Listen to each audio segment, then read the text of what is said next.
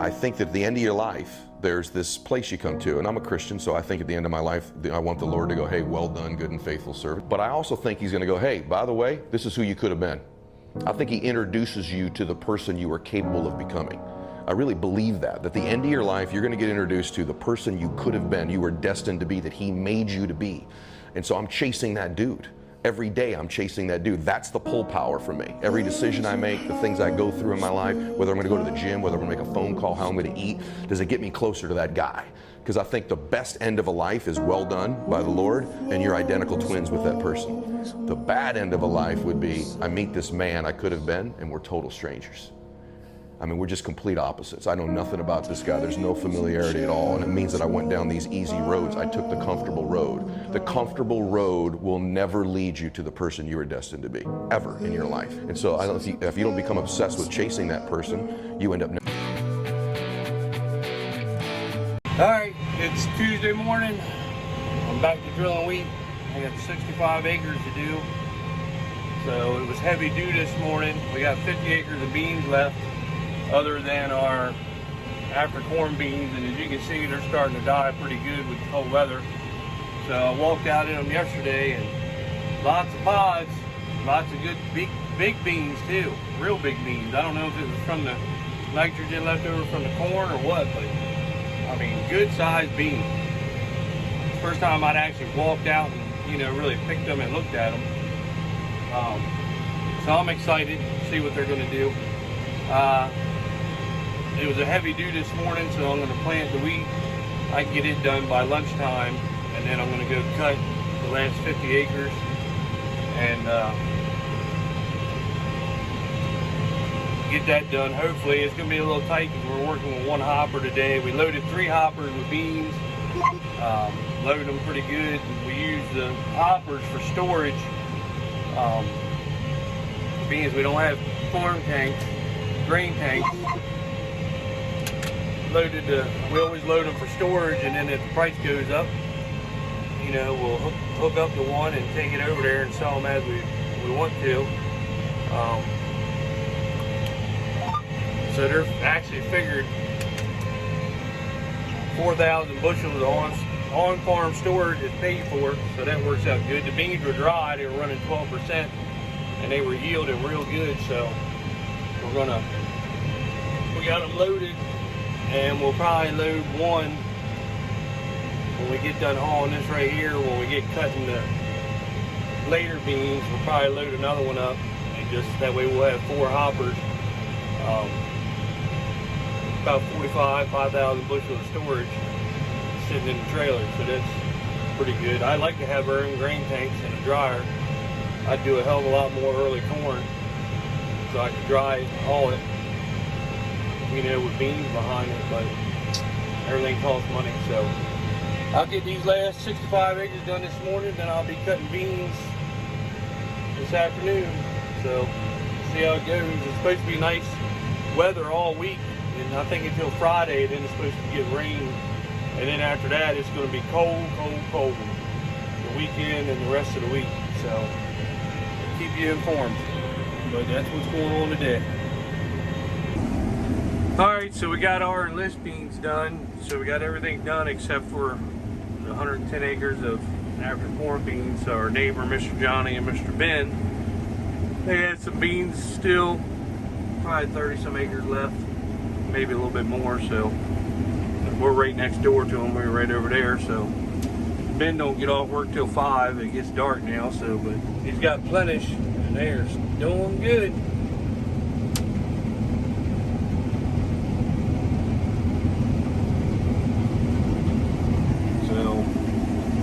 Real good. We got to go over to that tree line. He got some of this done. I finished it up. Now he's got a couple little fields he got done, but he's got 2 little fields back there. I just got to see if I can get back there, because you got to go around the edge of the woods. I don't know how wide the tiles are for this big header, but we're going to try and knock out what we can for him anyway, help him out. It's supposed to rain Friday, so get some of this stuff done. Mr. Johnny had a knee replacement, so he's laid up. He can't help Ben, so they help us all the time, so we come over to help them. So on a brighter note, I got a haircut. Couldn't stand it long no more.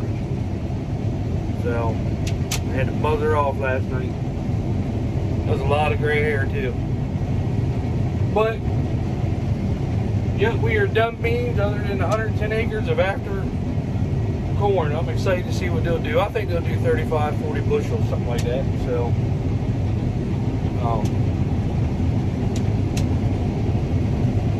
knock these out, blow the combine off. We got done drilling wheat this morning. Got the drill all cleaned out. I got it over by the pressure washer, so I'm gonna let the dew get on it tonight, soften everything up, and get up here early in the morning, wash the drill and the tractor and put them away. Get the combine blown off, put it away. There's no sense in washing it because I still got to do the 110 acres, but I'll get her blown off. Get everything put away and get the sprayer winterized, and we are done until them beans are ready. And then after that, we're done. So, but I'll still be making videos about something. We'll see. It's youth weekend for the kids this weekend, this Saturday and Sunday, so let's hope they get something. It turned hot. It's probably 65, 70 degrees now. So it turned hot, but it's supposed to be cold from we're supposed to get rain Friday. That's why we come over and want to help get the beans done. But it's supposed to turn cold Saturday, and it's going to be cold all next week. So them kids are going to have some good luck. The ruts should be in. They should be smoking them. So keep you posted. See. All right, we got Miss Eastern Shore Farmer here today. Describe to your fans what we're doing, how hard we're working, or how hard I'm working. You're working very hard. See that? Working very, very hard. Anything else you want to add?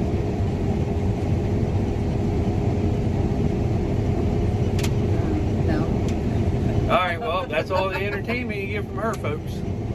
All right, we're done harvest, other than the 110 acres that we got to do after wheat, but we got got all the equipment out, blowing off everything. We had to rearrange a bunch of stuff in here in the barn. Forklift kept getting stuck on these edges, so we put some crush and run down, packed it. So I got the drill washed, got it back in here, planter. So now we're going to start figuring where we're going to put everything else at. So that's what the process is right now, figuring where everything's going to go. So that's my job. I'm going to go ahead and start putting stuff away because it's supposed to rain tonight. So we're getting everything. My brother's pressure washing one of the tractors and the spreader off. I washed the drill in my tractor. We got to do the turbo till.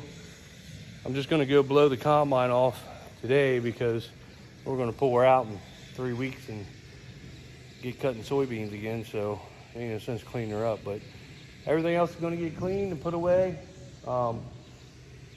We put everything away. It doesn't matter what it is, the smallest stuff, because man, I see a lot of these guys leaving their disc out and fertilizer. I mean, they just leave shit out all year, and then they got problems with them. And it's not just that; it's the rust and the fade and everything. But we put everything away. We have enough barns here and on our other farms that we can fit everything in. So we like to put everything in. It makes everything look better because it lasts longer without the sun fading it and rusting it, and the wind and the snow and the barrens. And so we put everything away. So maybe that's just how we do it on our operation, but everything gets put away. So that's what we're trying to hustle to get done today. Got a big open barn, and it'll be full by the end of the day. Got 2 hoppers away, putting the third one away. I don't know if you see it. He's bagging her in here now.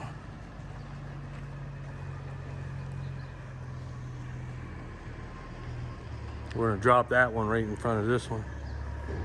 And we still got one more that we're gonna use for our bean harvest, and then our neighbor's got a new hopper.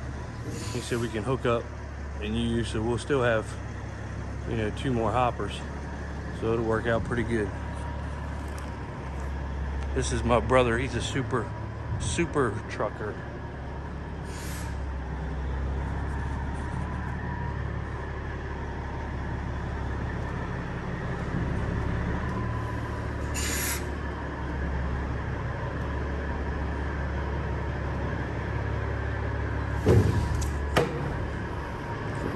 on. Straight back.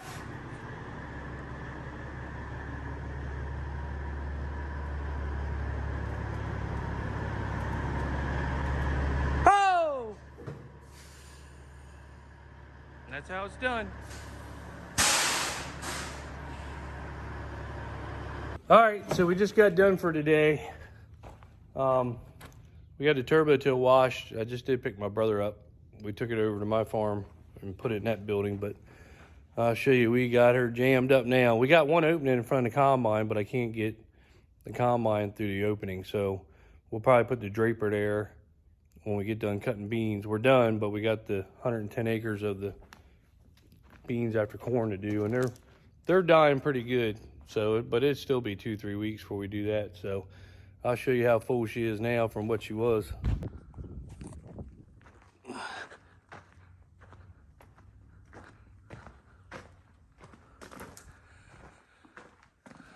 Got the trucks and the hoppers, corn head, combine. Here's the gap right here. Combine's actually too wide to fit in this gap, so we'll put the draper and something else here, and then when we get done with the combine, we'll put it there. Our big articulated tractor, we left that with the turbo tail over at the other farm. So, but we managed to get the sprayer and both 8335Rs in here, the planter, the drill back there. So all the hoppers, everything is full. We'll fill this gap in after we get done with beans. So it's done. The city had spent the last 7.5 years and $12 million on an exotic plan to remodel the rink. The whole project was finally abandoned last spring when the new cooling contraption wouldn't make enough ice to chill a six-pack.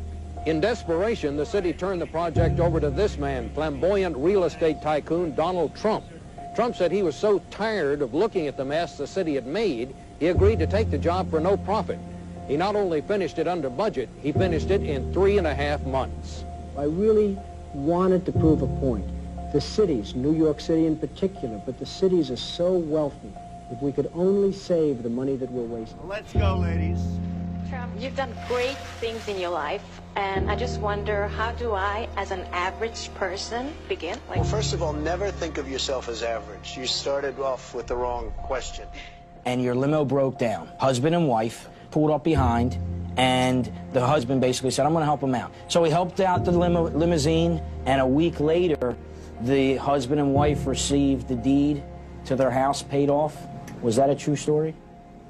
It's true. Donald Trump, he has his name on more buildings in New York City than any other person. And besides that, he is one of the most generous people I know. He wants you and your mom to have a very special check. And when we talk about Donald Trump, when he gives out checks, we're not talking chump change here. You know how much that's for? You get all those zeros right? Stand right over here. If we can make a good deal in the salary, she's going to probably have a job, okay? All right, good. Where's your daddy? And your mommy, right? Well, do you want to go back? Do you want to go back to them, or do you want to stay with Donald Trump? Trump.